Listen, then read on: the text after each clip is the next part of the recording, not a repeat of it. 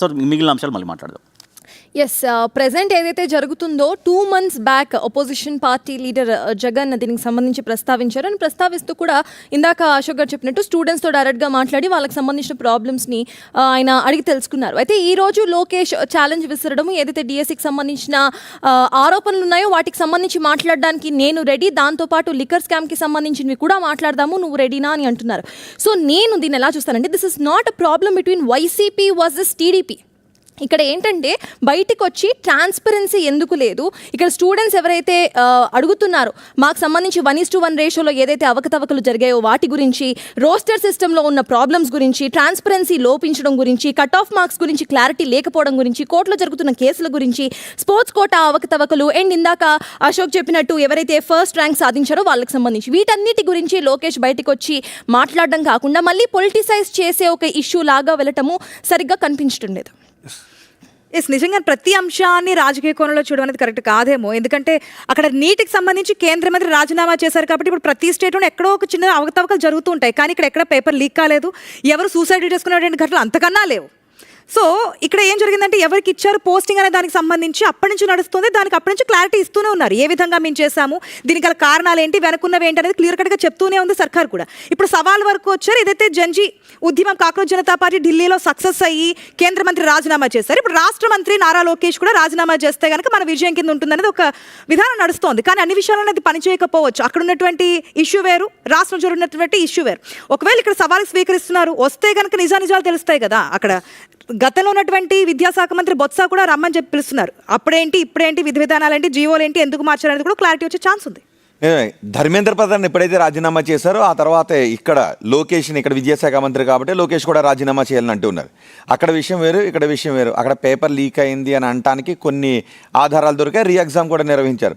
కానీ ఆంధ్రప్రదేశ్ విషయానికి వచ్చేసరికి మేము పక్కాగా డిఎస్సి నిర్వహించాము, సిబిటి పద్ధతిలో నిర్వహించామని లోకేష్ చెప్తున్నారు. ఏ సవాళ్ళకైనా సిద్ధమన్నారు. ఇక్కడ రీ ఎగ్జామ్ కూడా నిర్వహించలేదు. సో ఎటువంటి ఆధారాలు లేవు, పేపర్ లీక్ అయిందంటానికి ఎటువంటి ఆధారాలు లేవు అనేది టీడీపీ చెప్తున్నమాట. ఇక నవీన్ ఎవరైతే ఉన్నారో ఎస్సీఆర్టీలో అతను ఒక కంప్యూటర్ అసిస్టెంట్గా పనిచేస్తున్నాడు, అతనికి ఫస్ట్ ర్యాంక్ వచ్చిందని ఒకటి.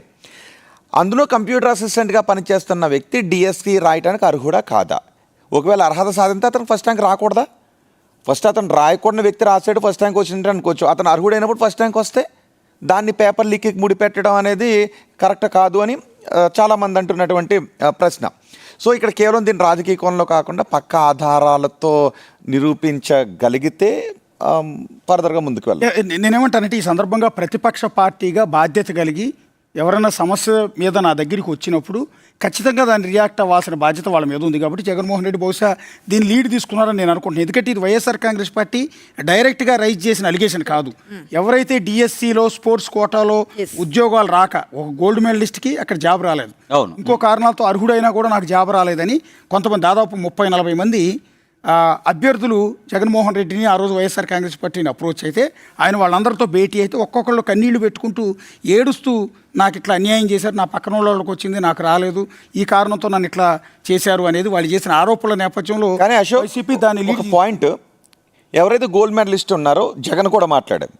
అయితే ఆయన దాని గురించి కూడా విద్యాశాఖ అధికారులు ఒక వివరణ ఇచ్చారు. ఆయన నేషనల్ గేమ్స్లో పాల్గొన్నాడా, నేషనల్ ఛాంపియన్షిప్లో పాల్గొన్నాడని. నేషనల్ గేమ్స్లో పాల్గొన్న వాళ్ళకి ఇక్కడ ఎలిజిబిలిటీ ఉంటుందని. పైగా ఆయన ఇంకొక విషయం కూడా అడిగారు. ఆయన గోల్డ్ మెడల్ గెలిచాడు, సిల్వర్ మెడల్ గెలిచాడు. అయితే అందులో అప్లికేషన్లో సిల్వర్ మెడల్ని మాత్రమే మెన్షన్ చేశాడు, గోల్డ్ మెడల్ని అక్కడ మెన్షన్ చేయలేదు. ఇక్కడ ఛాంపియన్షిప్ అని అంటుంది కాదు, ఇంకా చాలా అనుమానాలు ఉన్నాయి. ఎందుకంటే ఇందాక సర్తాజ్ కొన్ని రైజ్ చేసి 1.1 రోస్టర్ సిస్టమ్, ఇలాంటి రేషియోలు, రోస్టర్ సిస్టమ్ వీటన్నిటిలో కాకుండా బేసిక్గా స్పోర్ట్స్ కోటా మీద మొత్తం పోస్టుల్లో 16,347 431 స్పోర్ట్స్ కోటా ఇచ్చారు.